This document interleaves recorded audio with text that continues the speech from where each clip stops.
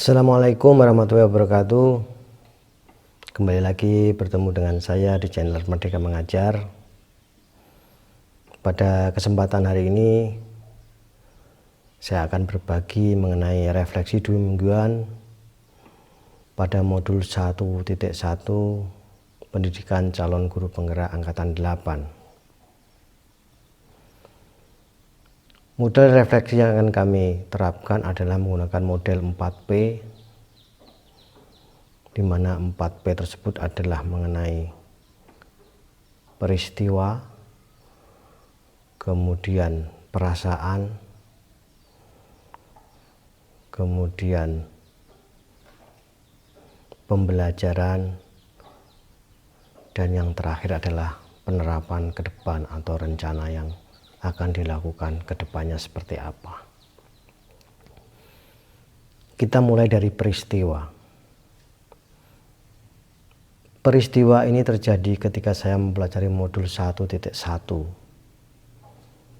di mana dalam pembelajaran modul 1 ini dimulai dari diri sendiri. Kemudian dilanjutkan dengan eksplorasi konsep. Pada eksplorasi konsep inilah saya membaca bagaimana pemikiran filosofis Ki Hajar Dewantara ini begitu sangat dalam. Beliau berpikir ke depan tentang pendidikan bangsa Indonesia. Di dalam modul ini, selain eksplorasi, dilanjutkan dengan ruang kolaborasi, di mana di situ kita berdiskusi dengan teman-teman calon guru penggerak. Di situ juga kami mulai menyadari bahwa ternyata saya ini bukan apa-apa, masih jauh dari pemikiran filosofis yang dikembangkan oleh Ki Hajar Dewantara. Saya lanjutkan ke P yang kedua, yaitu mengenai perasaan.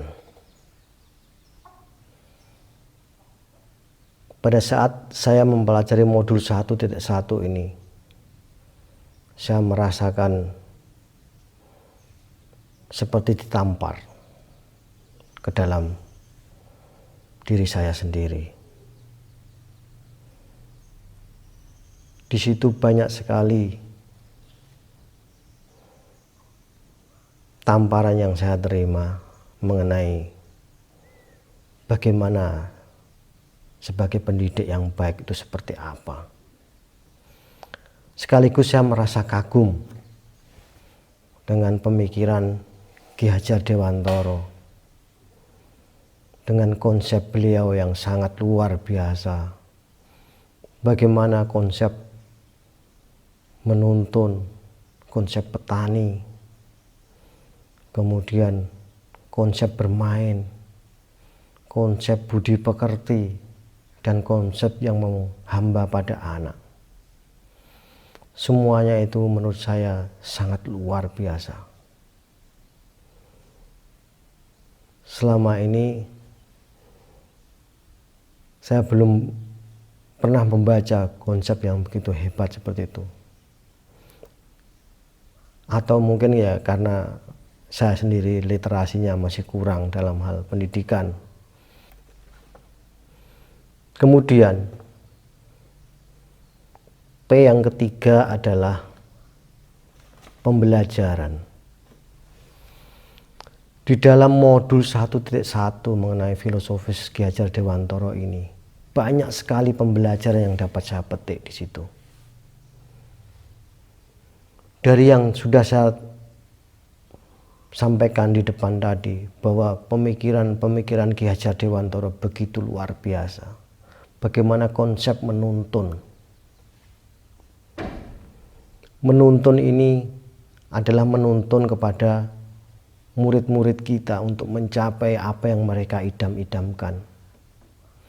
Menuntun mereka dengan potensi yang dimiliki oleh mereka supaya cita-cita mereka dapat terwujud. Kemudian bagaimana konsep seorang petani di situ? Kita diibaratkan guru adalah sebagai seorang petani. Bagaimana dia merawat anak didiknya seperti merawat tanaman-tanaman yang Pak Tani lakukan. Begitu sabar, begitu ikhlas. Itu yang belum saya miliki selama ini. Saya merasa dulu guru adalah satu-satunya sebagai sumber belajar. Guru adalah satu-satunya yang berkuasa dalam kelas. Tapi setelah memahami pemikiran Ki Hajar Dewantara, ternyata muridlah seharusnya yang utama. Kita seharusnya menghamba kepada murid. Artinya kebutuhan murid itulah yang harus kita utamakan. Murid adalah harapan kita semua untuk memajukan bangsa Indonesia ini. Kita berharap kepada murid-murid kita supaya kelak nanti bisa mengisi bangsa Indonesia ini menjadi lebih maju lagi. Pembelajaran yang kedua adalah bagaimana konsep budi pekerti.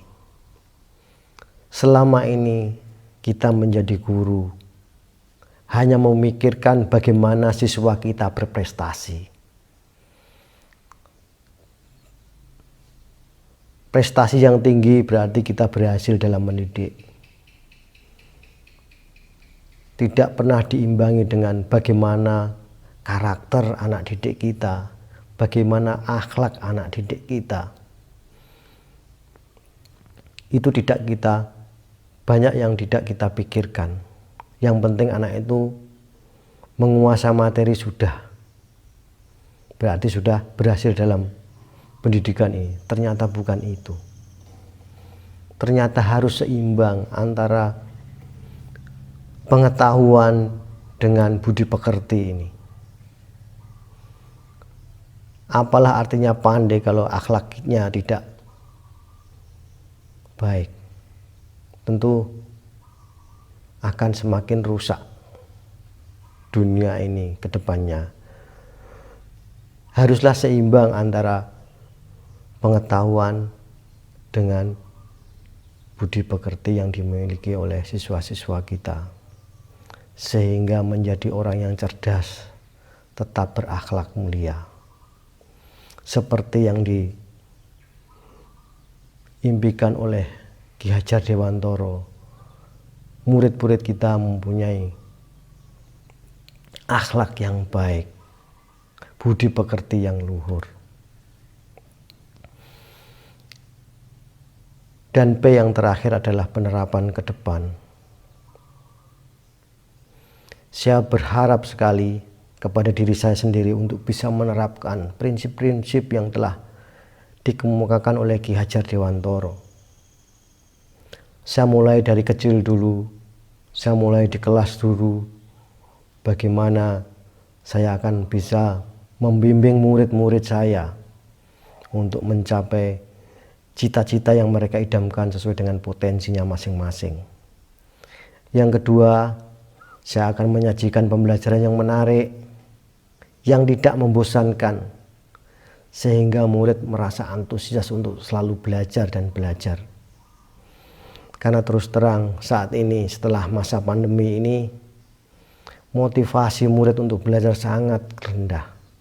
Mereka sudah terbiasa tidak belajar. Dengan belajar di rumah banyak sekali kekurangan-kekurangan yang terjadi sampai saat ini. Kontrol dari guru kurang, kontrol dari orang tua kurang. Itulah yang akan saya benahi dalam beberapa tahun ini di sekolah saya. Semoga berhasil. Semoga siswa-siswa saya bisa menemukan kembali semangat untuk belajar dan punya keinginan yang lebih lagi untuk mencapai cita-citanya, sehingga dia berhasil menjadi manusia yang selamat dan bahagia, yang setinggi-tingginya sebagai manusia dan sebagai anggota masyarakat. Demikian refleksi yang kami sampaikan. Semoga ada manfaatnya untuk diri saya sendiri khususnya. Terima kasih atas perhatian Bapak Ibu semua yang telah menonton video ini. Jika memang masih ada pertanyaan ataupun lainnya, silakan tulis di kolom komentar. Jangan lupa like. Terima kasih. Saya akhiri. Assalamualaikum warahmatullahi wabarakatuh.